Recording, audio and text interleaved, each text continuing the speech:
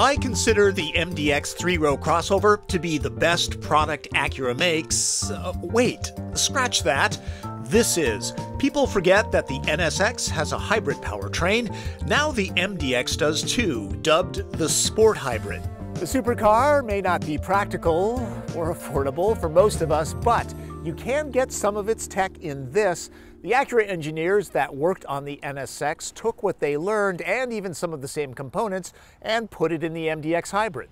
Here, the usual mechanical drive shaft and rear differential are replaced with the twin motor unit that drives the front wheels of the NSX. A third electric motor is built into the 7-speed dual-clutch transmission. This provides additional torque to the front wheels, plus handles the power regeneration that charges the lithium-ion battery mounted under the floor.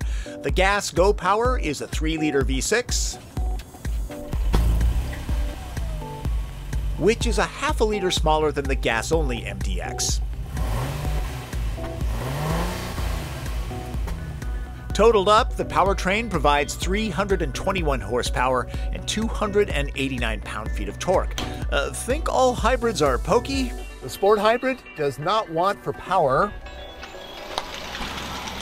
The torquey hybrid powertrain easily compensates for its additional 245 pounds. The electric motors provide satisfying oomph off the line.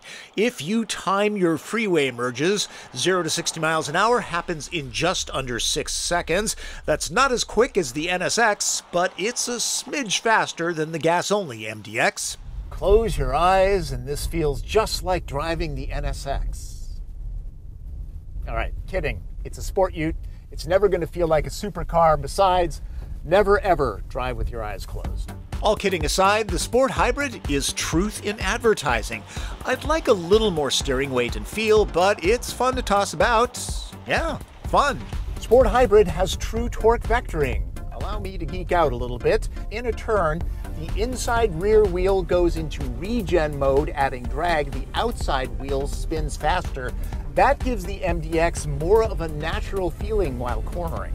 Fairly quiet at speed, the refinement of the MDX is appropriate for a vehicle that begins at just under $53,000. I'm driving the advanced model, which adds $6,000 to that price. The standard MDX does not get active dampers. Sport Hybrid does, meaning this is exceptionally comfortable when just driving about, but when you hit a corner, it's really crisp. The adaptive suspension has 3 settings, and there are 4 different drive modes, so really, any owner should be able to find a dynamic that they like. Another advantage is the hybrid's fuel economy. Overall, I saw 25 miles per gallon on specified premium. The EPA figures that this model costs about $500 less to drive annually over the standard MDX. No matter what powertrain buyers end up with, the cabin materials are a step below Audi Q7, BMW X5, and Volvo XC90. Acura needs to add richness to the ambiance and a bigger glass panel up here. And as long as I'm griping, the twin-screen user interface lacks the elegance found in competitors, plus it looks straight off of a Honda. 2018 models add Apple CarPlay and Android Auto. On the positive, the advanced package's heated and vented seats are comfy, love heated steering wheels, and the ELS sound system is one of the better ones offered in class. The captain's chairs in the mid-row that come with the advanced package should accommodate just about any human on the planet, and considering all of the amenities back here, they should be pampered as well. The storage console has so many configurations, you might have to consult the owner's manual to discover them all. It's easy to get into the way back. Keep it to kids. A reminder, the third row is not very spacious, so if you often carry adults, and if you like them, you might consider something else.